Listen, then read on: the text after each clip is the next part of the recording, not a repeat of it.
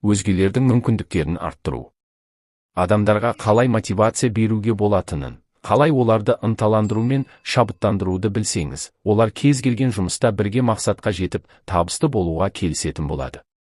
Өз біліміңізді пайдалана отырып, энергияңызды барлығымен бөлісіп, орташа деген басқа адамдарға қарағанда өз қабілетіңізді көрсете аласыз. Сіз қалайтын тұрақты деген адамдардың 3 түрі бар. Олар ең алдымен сіздерге жақын адамдар, сіздің отбасыңыз, достарыңыз, сіздің жұбайыңыз бен балаларыңыз. Екіншіден, сіздің жұмыс барысындағы қатынастарыңыз, сіздің қызметкерлеріңіз, әріптестеріңіз, тіпті сіздің бастықтарыңыз. Үшіншісі, күнделікті өмірде өзара әрекеттесетін адамдар, сіздің тұтынушыларыңыз, жеткізушілеріңіз, банкиріңіз, дүкендерде, мейрамханаларда, ұшақтарда, қонақ үйлерде, тіпті барлық жерде жұмыс істейтін адамдар.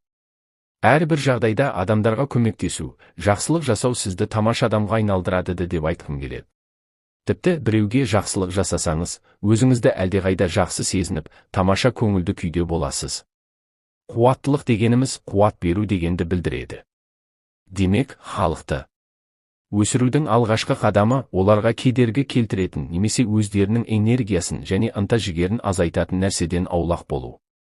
Біріншіден, өзіңізге жақын адамдарды күнделікті көргенде бар уайым-қайғыны ұмытып, шаршағаныңызды басасыз.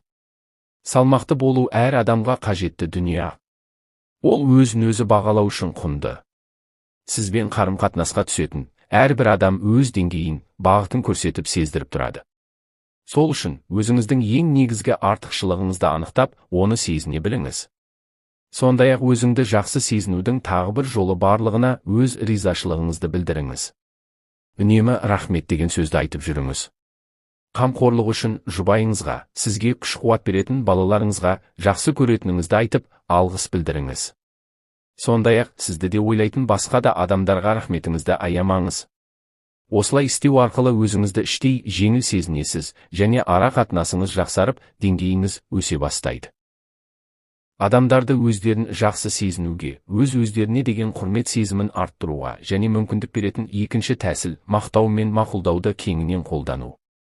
Психологиялық зерттеулер көрсеткендей, балалар әдетте көрген адамдарға мақтанып, өздері жайлы айтқан кезде, олардың энергетикалық деңгейлері жоғарылайды, олардың жүрек соғу жылдамдығы мен тыныс алу жиіліктері артып, өздерін толық бақытты сезінеді екен. Бланшардтың 1 минуттық менеджер кітабындағы ең құнды сабақ, ол әрбір мүмкіндікті пайдаланғанда 1 минуттық мадақтау беру туралы ұсыныс. Тіпті қазіргі таңда әлеуметтік жүйе болмасын, барлық қарым-қатынаста шынайы деген жетістіктерге өз мақтауыңызды айтып, құттықтасаңыз, сіздің нағыз қолдаушы, көмекке дайын екендігіңізді көрсетеді. Өзара түсіністік туралы психологиялық заң бар. Ол, егер сен мен туралы жақсы ойда болып, жақсы сезінсең, мен сені жақсы сезінетін жолды табатын боламын. Басқаша айтқанда, адамдар үнемі өздеріне мейірімділік танытатын, сырын бөлісетін жан іздейді. Сол уақыт аралығында уақытыңызды бөліп, мән беріп, көңіл бөлсеңіз, үлкен жақсылық істегенмен бірдей боласыз. Өзгелердің мүмкіндіктерін кеңейтудің үшінші тәсілі, өздерін құрметтеу және сезіну маңызды және олармен әңгімелескенде мұқият назар аударыңыз. Өкінішке орай, адамдардың көбісі басқалармен сөйлесу барысында шыдамсыздық танытып жатады. Бірақ бұл сөз үшін емес. Есіңізде болсын, өзгелердің пікірін тыңдау, деңгейін анықтау білу маңызды әрі жалғыз әрекет. Сонымен өзгелердің мүмкіндіктерін кеңейтудің негізгі 3 ережесі бойынша адамдарға әркез өз ризашылығыңызды, қолдауыңызды көрсетіп, құрметпен қарап, мақтау айтып жүріңіз. Оларға деген мотивацияны аямаңыз. Адамдарды жұмыс әлемінде неге мотивациялайды? Ең мықты мотивация айқындық. Адамдар жұмыстарын неге, не үшін істеп жатқандығын білу керек. Әр нәрсенің өлшемін, бағытын білуі керек. Негізгі стандартты және жұмыстың маңыздылығын білуі керек. Адамдарға деген әсерін білсе, жалған құндылықсыз жұмыс істесе, өзін бақытты сезінетін болады. Екінші жағынан, бұл компания немесе басқа да жұмыс орындары болсын сенімділік береді. Яғни, алдағы уақытта проблема орын алған жағдайда бекітілген стандарт бойынша, нақты жолын, мақсатын білген жағдайда кез келген ситуациядан шыға алады. Жұмыста тағы бір маңызды ынталандыру қарастыру. Сондай-ақ менеджерлер болсын, басқа да маман өкілдері қызметкерлермен бірдей дәрежеде болып, олармен дос ретінде араласуы керек. Яғни, оларды төмен деңгейдегі адамдар деп қарауға болмайды. Олардың да ойымен бөлісіп, санасу керек. Бірге отырып, жұмыс жасау арқылы дамып, оларды құрметтейтінін, жақсы көретінін сезінуі керек.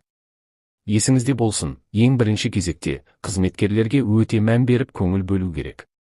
Сіздің уақытыңыз олармен сөйлесуге, ойын тыңдауға кетуі керек. Міне, сол себепті табысқа жеткен, мықты деген басшылар уақытының басым бөлігін қызметкерлеріне арнауы, түскі уақытта олармен бірге тамақтанып, бүгінгі жұмыс туралы пікірталас жүргізіп, ашық түрде жұмыс туралы пікірін тыңдайды. Бұл орайда жұмысқа деген қызығушылық артып, компания бірігіп, мықты бола түседі. Және өз тәжірибеңізбен бөлісіп, айта отыруды ұмытпаңыз. Ең бастысы шынайы көзқараспен, дұрыс ниетте болыңыз.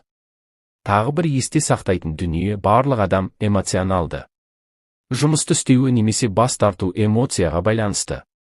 Сол үшін өзіңіз туралы ерекше әсер қалдырып, барынша жағымды эмоция сыйлауға тырысыңыз.